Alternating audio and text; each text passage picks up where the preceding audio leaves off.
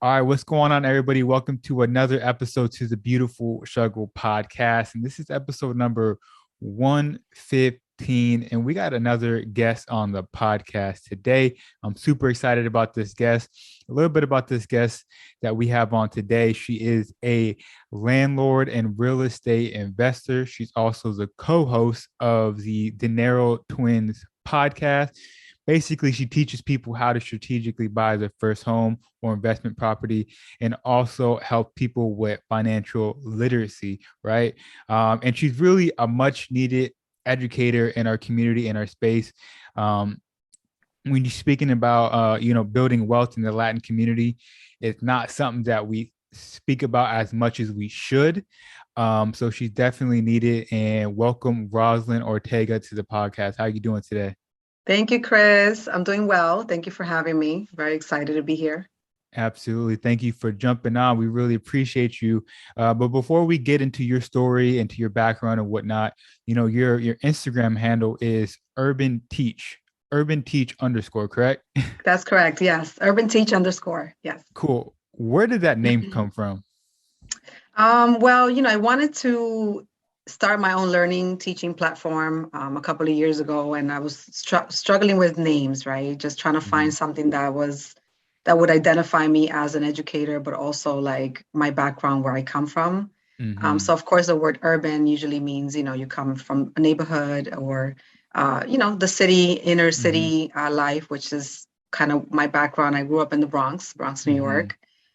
So I come from that environment. So I just started to put the words together. Urban teach kind of gives that a little bit full circle of who I am. So that's where it came from. Absolutely. Shout out to the Bronx. My grandparents are from the Bronx. Um, Awesome. yeah, absolutely. So Special let's place. absolutely a lot of history there, a lot of iconic people, just a lot of history over there in the Bronx. Let's dive into your background, into where you said you grew up in the Bronx. Talk to us Mhm. about you growing up and your early childhood. Yeah, so I grew up in the BX, like I mentioned. Early childhood was fun for me, back in the early 90s. It was not about cell phones or internet or anything like that. Mm-hmm. So we played outside. We had tons of friends on the block. I lived in a building, so it's, the Mm-hmm. neighborhood always kind of came together. Primarily Latin and African American Mm-hmm. community. So lots of fun, lots of music. The summer months were the best because school was over. So everybody knew to be outside, as soon as the sun came up, we were out there playing. So it was a lot of fun. Mm-hmm. Of course, it came with its struggles as well. Like my Right. my dad was a cab driver. My mom was a stay-at-home mom. So, we were all kind of just trying to survive and have fun, but at the same time, kind of stay safe because we lived in a rough neighborhood. But yeah, that was pretty much it. We just focused on Mm-hmm. school. I was lucky to have both of my parents in the house. So my dad was like no joke. Like he made Mm-hmm. sure that I wasn't like out there too late as a girl, Right. that I wasn't like doing things I wasn't supposed to do. Messing around. He literally like knew all my friends and like Mm-hmm. would tell me like that you're not hanging out with that person or you hanging out with, you know what I mean? Very like Mm-hmm. kept everything organized. So I think that kept me in line and out of trouble. So that was really good. Absolutely. And I also was I heard that you grew up or you lived in Washington Heights as well. How did that compare from like, because I feel like when I hear people talk about New York, it's like they're talking about different states, but they're just really talking about different areas of New Yeah, York, yeah, right? So how does it exactly. compare? How do the Yeah. two compare? It feels that way. It feels like it's different worlds in every single neighborhood. Yeah. So in Washington Heights is where my mother's side of the family lived. We're Dominican. I'm Dominican, but her Mm-hmm. family all grew up and lived in Washington Heights. Mm-hmm. So I will go there on the weekends. I will go there in the summer. So I was always in the neighborhood.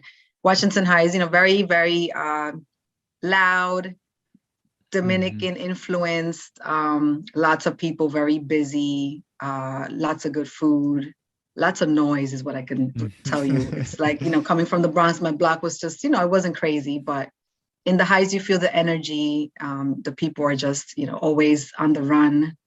So it was a good contrast. Like, when we had the quiet moments Monday through Friday Mm-hmm. back in the BX, and then on the weekends, it's when we will go to the Heights and have the speakers in front of the building, Yeah, blasting music, people literally grilling outside the building. So that's it was awesome. That's definitely crazy.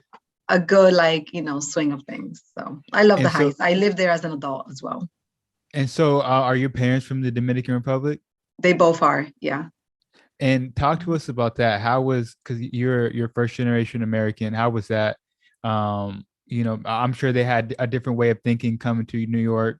Talk to us about that a little bit. Yeah. So my dad graduated high school in the States. He got here when he was like Mm, 14.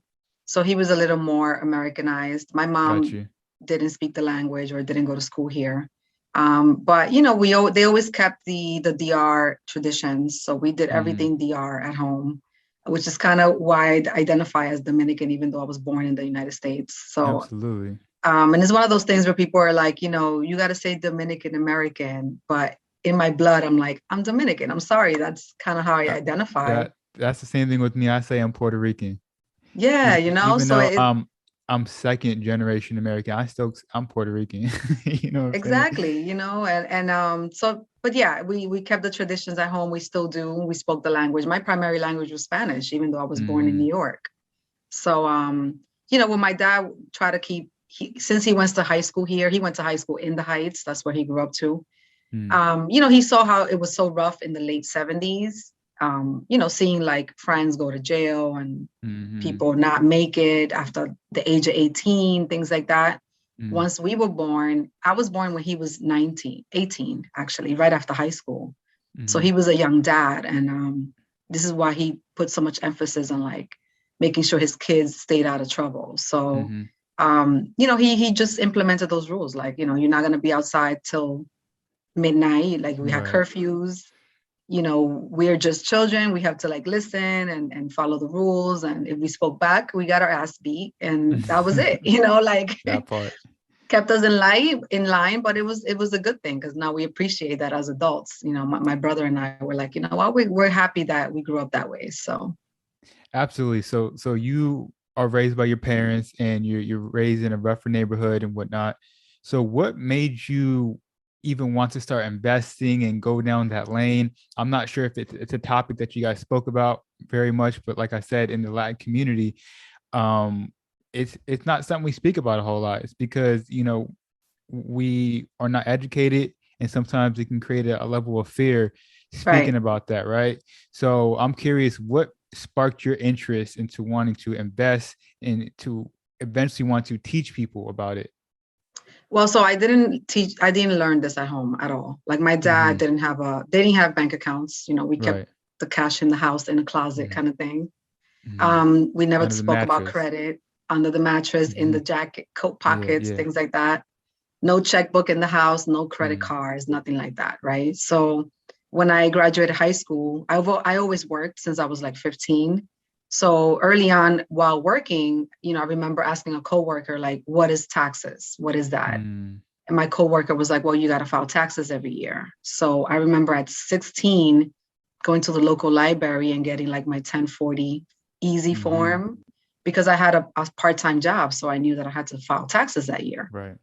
No one ever taught me this. I just kind of figured Hmm. it out on my own. So I, learned about that a little bit early on. Once I got out of high school, I got a full-time job. So I was traveling a lot into Manhattan. I worked in the hotel industry for a long time.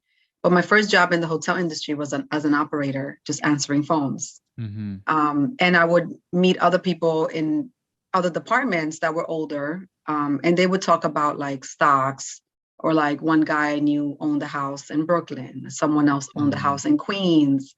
So I was just always very curious. I would just ask questions like, how did you buy that house? How much money did you need? Other people were like, I have tenants, right? So I have like a Mm. 3-family house. I live in one unit. I have tenants upstairs and in the next level, so I don't pay anything out of pocket. Mm. So that those Interesting. conversations were always like, wow, like this is a Hmm. thing, right? So I just knew that, at some point I would want to get into real estate just because it was kind of the obvious way to Hmm. start building wealth. And, everyone needed a place to live at some point, Right, right? right. So, and I wanted to get out of the Bronx too. So I did at 19 or so, I moved out of the Bronx into Harlem. Mm. I got a roommate, started getting that roommate money, Hmm. paying a little bit of rent. So I kind of started that mental like process early on where I would get like a 2-bedroom apartment and rent out Okay. spaces and stuff. Yeah. Okay, so I was gonna say, you started that early, so you found a place in Harlem, and then you're like, well, I can start doing what people have been talking to me about, bring Mhm. somebody else in, and have them pay a portion of the rent, right? So wow, that's crazy. Yeah, and it's just like one of those things where, I just saw so much struggle growing up with people that were Yeah. working like 7 days a week, 6 days a week, Hmm. 12-hour days, and they were still struggling. And I would be like, wait a minute, Struggling. there's got to be like another way out of here. Yeah. So that's how That's kind a, of my head started spinning after that. absolutely. So what was your first step into real estate? I mean, that right there in itself is, yeah, that's probably your first initial step. But what was like the next thing that you did to officially like dive yourself fully into it? Well, it was much later in Hmm. my years, like at what was that, 10 years after that I just Hmm. mentioned in Harlem. I was paying a lot of rent. I was now a single mom. I had a 3-year-old, and I was like, Hmm. I can't keep paying rent out of pocket without not having any benefit, right? Right, So right. I understood the whole like equity building, Hmm. tax write-offs and all of those things that come with owning a property. But at that point, I didn't have any property. I was just still renting. So I figured, let me put my money together. I found out of other ways to acquire like things like your down payment. So I Hmm. took money out of my 401k, which I had through my job, to help me get the down payment money together. Hmm. And I got into a multifamily house in New Jersey. That Hmm. was my first investment. So what's interesting to me is, I think this is a lesson for people out there when you're going through something and you just, you're like, hey, there's got to be a different way. Sometimes by you simply asking yourself that question and taking a step back and like, yo, there's got to be something else out there. It's going to Right. help you get on the right path. Because like you said, you asked yourself that question. Maybe you didn't know everything you needed to know, but by you simply asking that question. So if someone is listening out there and you're in a situation like, look, I got to make, I'm working 12 hours, like you said, I'm working 2 jobs and whatnot. There's got to be a different way. How are people doing it? Sometimes Yeah. by you simply asking that question, it's going to lead you to the answers that you need to know. So I love Right. that. Exactly.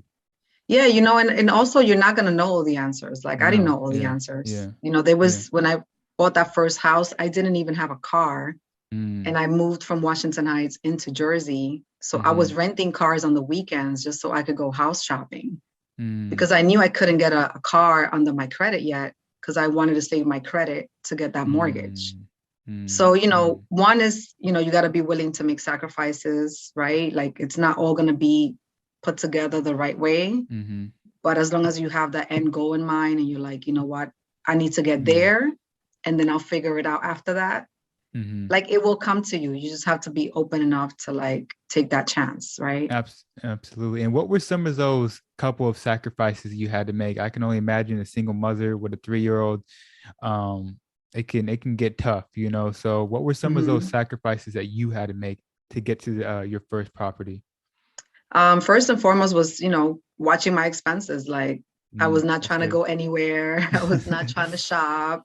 Yeah. I was getting calls from my friends like, hey, let's go to Miami this weekend, or let's go to Mm, the whatever this weekend. I would be like, nope, I can't go anywhere. Like you guys mm, can come over and we'll have drinks in my house. mm-hmm, But, so monetary sacrifices. I was doing some side gigs at the same mm-hmm, time. So I was working my job during the day. Then I was doing things like tax returns on tax mm-hmm, season for some of my friends and, mm-hmm. just like a little hustle here and there just to like keep saving that money.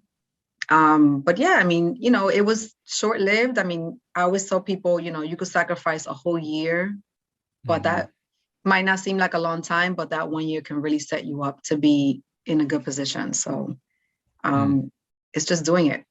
Yeah, absolutely. I love that. And I mean, that's a gem in itself, but um, having a why, having that reason is going to help you get through that tunnel a lot quicker and a lot more efficiently, right? When you have that why, like, hey, I'm doing this for family legacy, I'm doing this for my 3-year-old child, I can't go to Miami. You know, it makes it a little bit easier to make those decisions, right? To have that why, to have that thing that's pushing you through. So definitely love that for sure. So I'm curious, when does Urban Teach, when is that birth? You know, when do you start that going on social media and helping other people, you know, with financial literacy and real estate?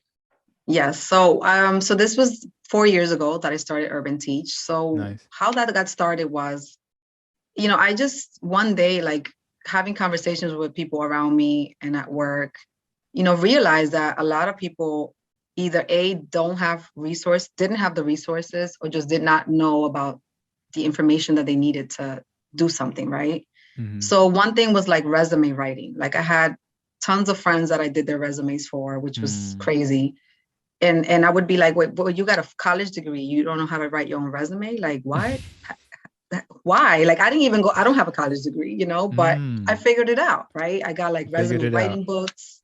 I would go to like workshops and, because I needed my own resume to be done. So I started doing that for other friends. I also realized a lot of people didn't know about credit, didn't know about things like wellness or meal prepping. So it just came to me one day. I was like, you know what? I'm going to start organizing small workshops and just have other people come and talk about different things that I Love didn't that. know about. And I always like event planning and stuff like that, birthday planning, party planning. So I kind of just put it together into one. So I started hosting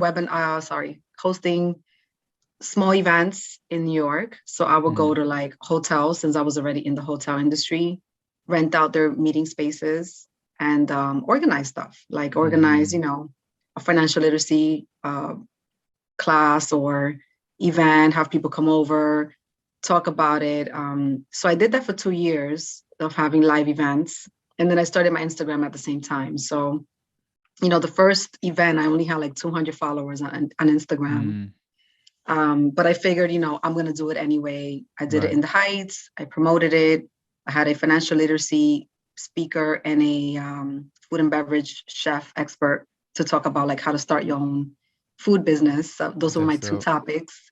And the place filled up like it was necessary. Like people were like, oh, shoot, this is dope. Like we don't got nowhere to go to learn this stuff. Right. So I just, at that point, I realized that it was needed, so I just kept doing it until COVID hit. Then I kind of switched over to the online mode. But before that, it was in person. So it was pretty rewarding, really nice.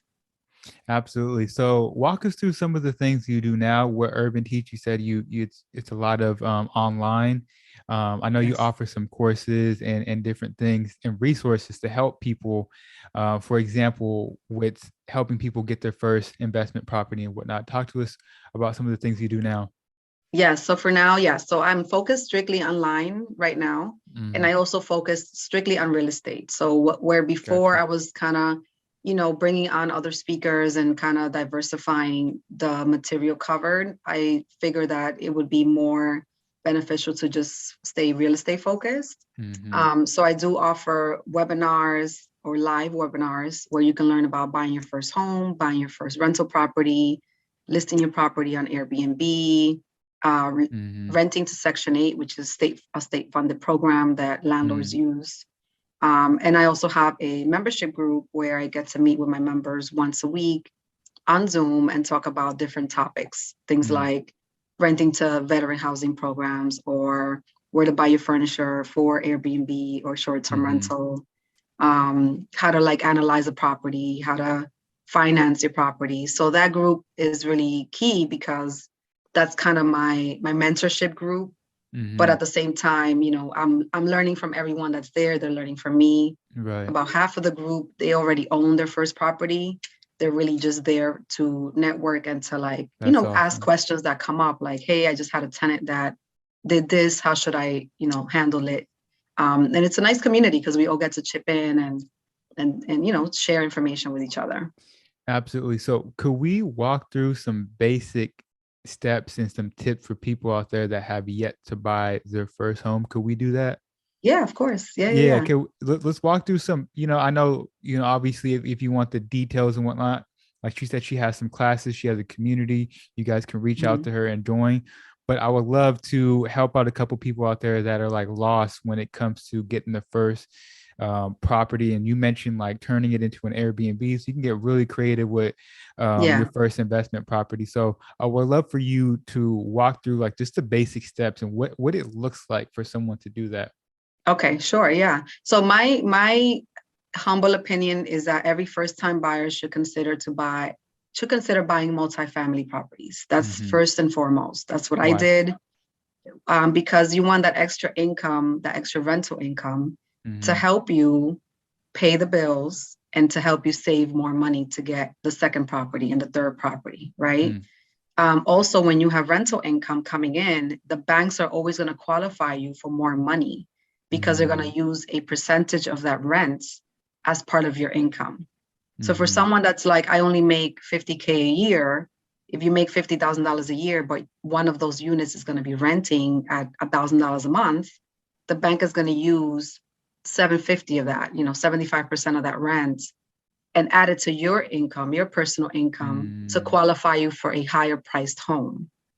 So Mm-hmm. that's something that a lot of people don't know. So when I talk to first time home buyers and they're like, I want my first property to be fly, right? I want my first property Mm-hmm. to have 4 bedrooms. I want a big yard. I want a nice fence. I want a garage. I Yeah. want this. I'm like, okay, but can you really pay that mortgage all on your own? And if you Mm-hmm. can, are you going to have money left over to reinvest into a second property or a third Mm-hmm. property? That's And a good. lot of folks don't think that way. So what tends to happen is they'll get themselves into a big mortgage note and then they get Mm-hmm. stuck there because you Mm-hmm. can't, there's no other room for you to qualify for anything else for a while, right? For a couple of years. So multifamily is always the first step to go. Yeah. What I wanted to say on that real quick, it kind of goes back to what we were saying earlier about having that goal in mind. Could you sacrifice 5 or however Yeah, long it takes, 4 or 5 years in that time, getting different multi-unit properties, and then eventually you can get that one property that you can actually afford? Maybe it's even better than what you wanted it to be, right? Could you make right, that sacrifice instead of having the mindset of I need it right now, right? And you may not even right. be able to really afford it. So, um, multifamily. Now, I know there's different types of loans out there. There's the most Yes, popular one that people may know about is the FHA loan. yes. What are your thoughts about that and how to get funding for that property? Yeah, so I use FHA with my first purchase. So I would say always consider that because Mm-hmm. again, 3.5% down, it's an easier requirement to get in. Their credit score requirements are fairly low compared to other types of loans. You can get an FHA with like a 600, 630, 650 Mm-hmm. credit score. I'm not recommending that you do it with a 600 because you're going to get a higher interest rate. So try and aim for like a 650 or higher. You can get an Mm-hmm. FHA loan, 3.5% down. You want to have at least another 2 to 4% saved up for the closing cost. But then there's other ways that you can get your funding, which is kind of what I did with the 401k. So some Mm-hmm. 401k plans let you take out up to $10,000 out of your plan Mm-hmm. penalty free as long as it's for your first investment, your first home that you're going Mm-hmm. to live in. Interesting. Yeah. So even though you still got to pay taxes on that money Right. the following year, but it's penalty free, which does help. Mm-hmm. You can also do things like gift money. So let's say your parents have some money put aside that they want to give you as a gift towards a down payment. That's another way to do it. And just kind of be creative with it. If you Right. get bonus money from your job, if you get tax refund money from your taxes every year, you can lump all of those funds together in a 2, 3 year period to help you get, to that goal. So FHA is always the way to go, I think, for Mm-hmm. starters. And so for the FHA, can you use that multiple times? So like, I know you got to live in the property, I think for at least a year or A two, year. a Hmm. year. Um, could I like double back a year or two from now and use it again? How does that work? Yeah. So if FHA you can reuse as long as you're living on the property. So Mm-hmm. the requirement is that you live in it for a year. If you want to use FHA again, you have to refinance out of that FHA into a Mm-hmm. conventional loan. Makes So sense. now it frees up your FHA, and then you can use the FHA for your next property. Mm-hmm. Now, there are some like things that you should know. So if you buy a two-family FHA the first time, right, and you refinance into conventional, and that second property you're trying to get a three-family or a four-family, you might not be able to get it because the banks are then going to see you as an investor who's using FHA to acquire more units. Hmm. So you kind of have to work it backwards where you buy the bigger property, 4, 3, or 2 the first time around, and then you buy Mm. something smaller the second time around so that you can legitimately say, I am going to live there. That's going to be my Mhm. home.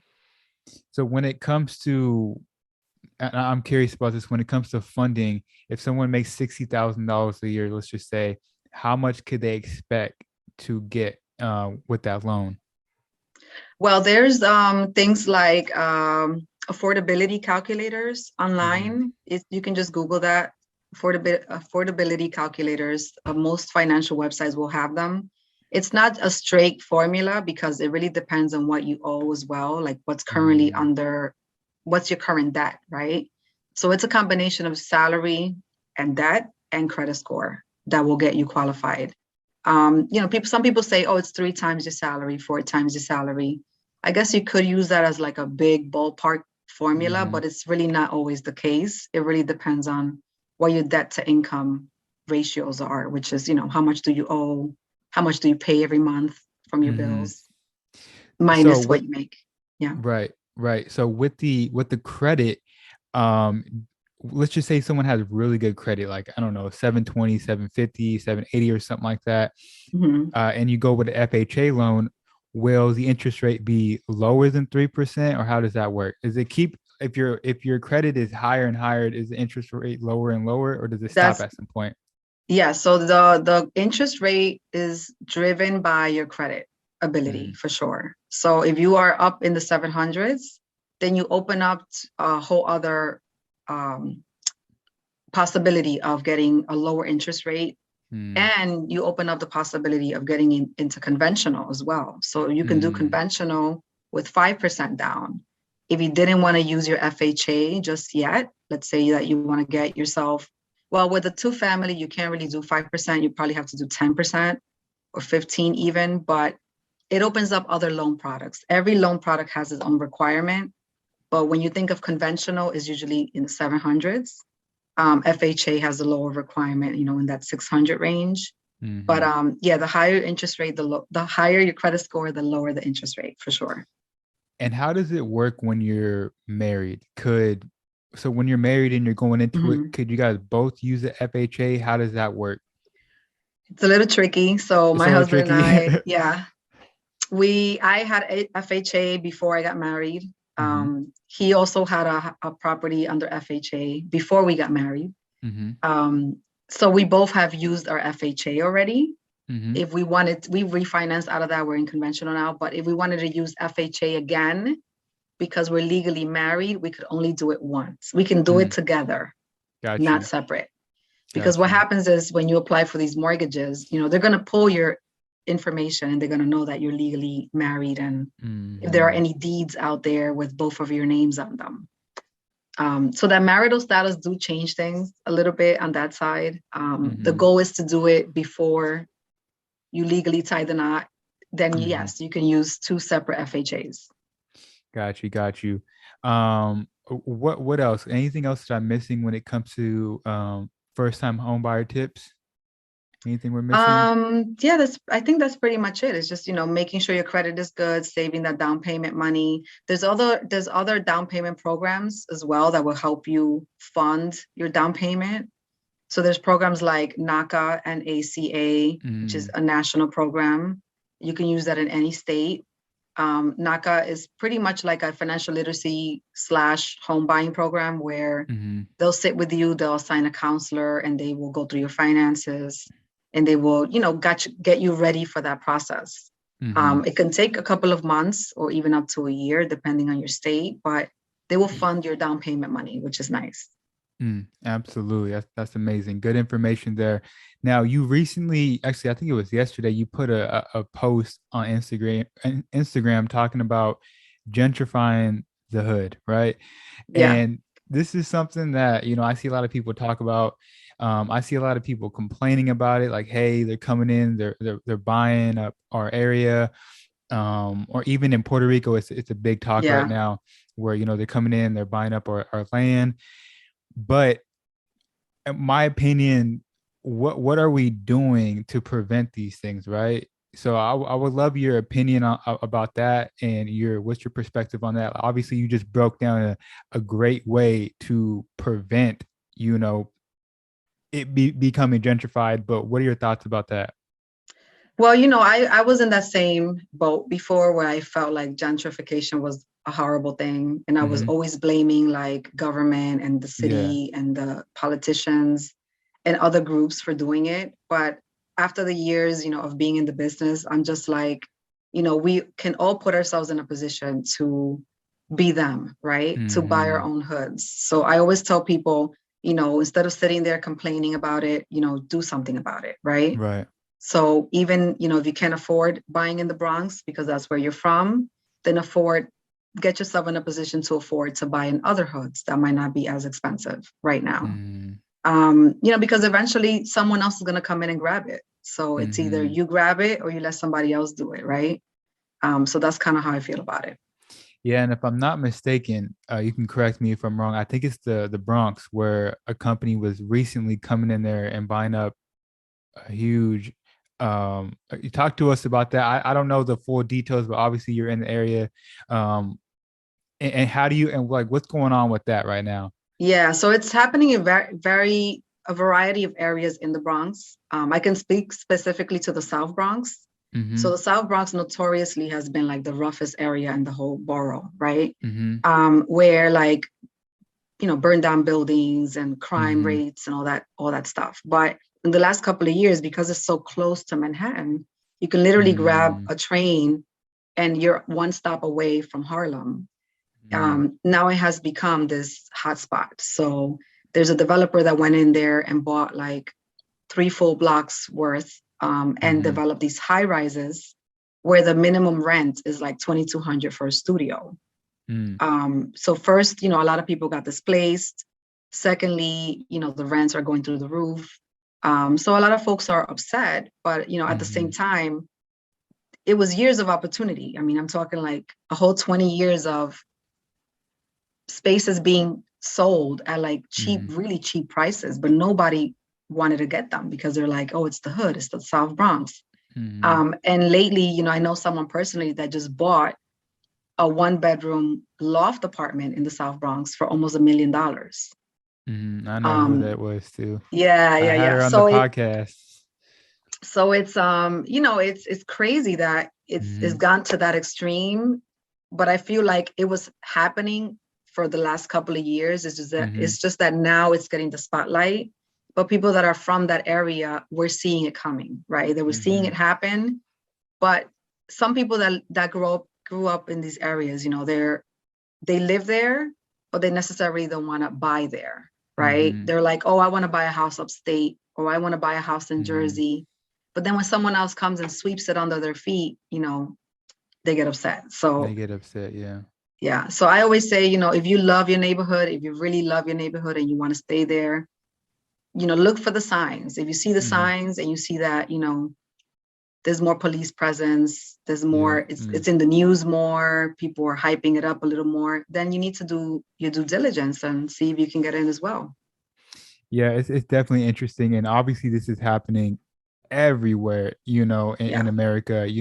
I'm from California. If you look at, cities like Inglewood, Compton, Yeah. Crenshaw, that area, it's happening. And even out here in Dallas, Texas, it's crazy because you'll see a bunch of houses that are kind of, older, maybe a little bit more run down, and then you got one modern looking home in the middle of the You neighborhood. need just that one. As It's soon as you it's see that one, that's the sign right there.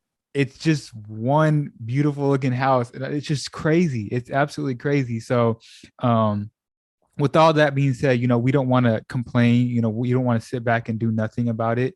And that's why Rosalyn has her platform where she's teaching people, she's bringing communities together, she's building community, and we're trying to educate each other so we can help, get back with ours or grab it before somebody else grabs it.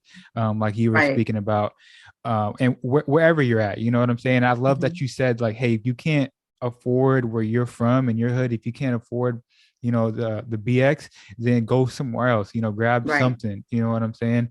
So I love that, definitely. So last thing I wanted to speak about real quick, we got a couple more minutes. You have a podcast called the Dinero Twins. I would love for you to talk about that real quick. And you guys have some really good episodes. I know I listened to one of them where you guys were talking about perfection being out of style. That's a whole nother podcast we can talk about, but love for you to speak about what you guys are doing over there. Yeah. So I always wanted to do a bilingual podcast. So because I speak, Spanish. Go ahead. And shout out to you guys for doing that, because I was looking, I'm like, man, you guys have the episodes in English and Spanish. So that process, I know it's time consuming and it's a lot of work. So shout out to y'all for doing that. Thank you. Yeah. And it's nerve-wracking too, because, although we speak Spanish, we speak home Dominican Spanish, right? It's not like proper all the time. It's not, we don't always say the right words. Sometimes we use slang. But the whole point was to just do it and get it out. Like however it comes out, we want it to just be natural, right? And organic. But we still struggle with it because we'd be like, oh, what's that word again? Like even while recording, we have to like check each other and translate for each other. But I think that's the fun part. But anyway, the podcast is about, money and business. So we just have money and business conversations. It doesn't always have to be like a serious conversation. We talked about perfection is out of style. We talked about things to do while attending networking events, like networking etiquette, just kind of those conversations that people are really not having before exploring entrepreneurship. So yeah, it's fun. It's a lot of fun doing it. Yeah, absolutely. Shout out to y'all. And I love the fact that, I mean, look, not like you said, perfection's out of style, and you guys going on there being yourself. I think it's what's going to help you guys build that audience and build that community, because they like you guys because you guys are being yourselves and who you guys are. Right. So I love that. Yes, absolutely. So, I mean, that's pretty much it. Thank you for jumping on the podcast. Want to wrap this thing up. I had a great time speaking with you. One thing we always have our guests do for the audience before they leave is leave them one last piece of advice. It can be real estate related. It can be business, finances, whatever you want. Let the people know, and we'll end it on that note. Okay. I would say get it done. Just get it done. Whatever it is you're trying to do, get it done. A lot of people, we all have ideas. We all have things that we know will get us to the next level, but we sit on it for too long, right? We procrastinate, we get scared. Just get it done and then see what happens. Love that. Get it done and get it done now. Now, yes. Absolutely. So where can people find you? Where can people reach out to you if they have any questions? I'll link everything that you guys that you reference in the description of this podcast. Yes. So follow me on Instagram. My page is urbanteach_. Also online, I have a full website, urbanteachnyc.com. And then Dinero Twins, we have our own page, Dinero Twins _, for the latest podcast. You can check us out on Spotify, Apple, or YouTube. Yes. Absolutely. Shopify, you thinking about money right now. Absolutely. So with that being said, thank you once again for jumping on the podcast. And it's your boy, Chris. I'll catch you guys next week. Peace. Thank you, Chris.